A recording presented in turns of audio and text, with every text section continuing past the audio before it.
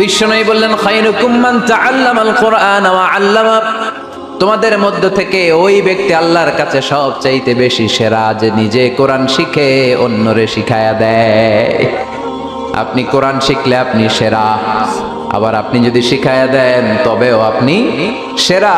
এজন্য কোরআন শিখানোর চেয়ে শ্রেষ্ঠ কাজ হয় না। আপনি যদি কাউরে শুধু সূরা ফাতিহাটা শিখান, কোন সূরা, ওই লোক যতবার জীবনে সূরা ফাতিহা পড়বে তার একটা পার্সেন্টেজ সওয়াব আমলনামায় আপনার আছে না নাই?